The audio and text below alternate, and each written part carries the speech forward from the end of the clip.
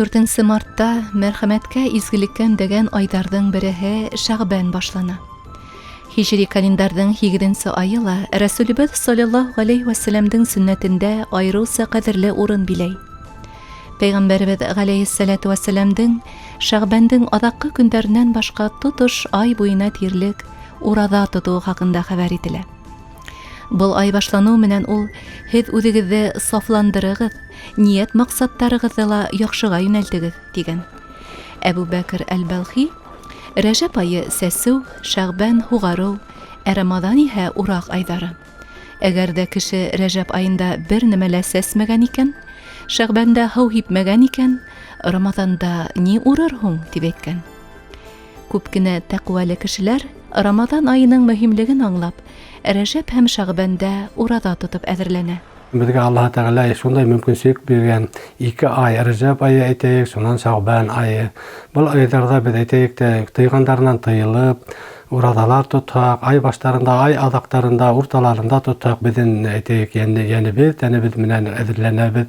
Шул уҡ хәлде беҙ ҡабатлаһаҡ, әгәр Шәгъбан айында, ураҙа айына еңеллеккә тура килә. Шуға Пәйғәмбәрбеҙ ғәләйһиссәләм әйткән, Рәжәп айы ул Аллаһтың айы булһа, Шәгъбан айы минең үҙемдең айы тигән, ә Рамаҙан айы беҙҙең өммәтемдең айы тигән. Был ай әйтәйек, йәғни ул беҙҙең айыбыҙ. Рамаҙан айында шу ураҙа, икенсе яҡтан әйткәндә, ул Рәжәп айында орлоҡ төшөрөү, Шәгъбан айында һыу һибеү, әйтәйек, Рамаҙан айында уңыштар йыйып алыу. Бына беҙҙең уңышты йыйып алыу өсөн беҙ шуға тыйғандарынан тыйылып, ҡушҡандарын үтәп, Аллаһ Тәғәләнең юлында булһаҡ, 2 айҙа Рамаҙан айында еңелеккә сауапты күберәк алабыҙ. Беҙгә барыбыҙға ла тормошобоҙҙа һуңғы Рамаҙаныбыҙ яҡыная икән тип күҙ алдына килтереп, Мөбәрәк айға ҡәҙәр Шәгъбанда ла рухи яҡтан сынығып, күберәк ураҙа тотоп, доға ҡылып, Ҡөрьән уҡып, нығынып алырға ҡамасау итмәҫ. Элеккеләргә әйләнеп ҡараһаҡ та, беҙҙең ҡарарлыҡ кешеләребеҙ, шәхестәребеҙ бар. Шул шәхестәргә әйтеп китәйек, беҙҙең күп әйтәйек, мына Салауат Юлаевты әйтеп китәйек, дини кеше булған, суфи булған тип әйтһәк тә яңылыш булмаҫ. Уның эй уралым, изге төйәгем, Аллаһ насип иткән ергенәм, йөрөзәнем мейәс әйгенәм, Аллаһ насип иткән ергенәм. Һеҙҙе ҡурсып, әрсеп, илкенәм, ғәзиздәрҙән ғәзиз илгенәм, ултырып тәсбих әйтәм Аллаға, эштәрем китһен тип ыңғайға. Мына был Салауат Юлаев беҙҙең батырыбыҙҙың бөтә яҡтан да беҙ үрнәк ала торған ағайыбыҙҙың инде шиғырҙары. Шул уҡ әйтеп китергә була, беҙҙең Зәйнулла Рәсүлов 100 йыл һуң бер быуат үткәс килгән Зәйнулла ишаныбыҙ, уның һүҙҙәре әйтеүебеҙҙә дингә яңылыҡ индереү кәрәкмәй тигән. Барын халыҡҡа еткерер кәрәк тигән. Мына быны беҙҙең Зәйнулла ишаныбыҙ Рәсүлов әйтеп киткән һүҙҙәр. Был минең һүҙҙәрем түгел, әлеге көндә Ислам университетында Зәйнулла ишанды шундай ошон һүҙҙәрен ҡабатлап, беҙҙең остаздарыбыҙ, беҙгә шәкерттәргә белем бирәләр. Зәки Вәлиди туғаныбыҙҙың әйтеп киткән һүҙҙәре бар.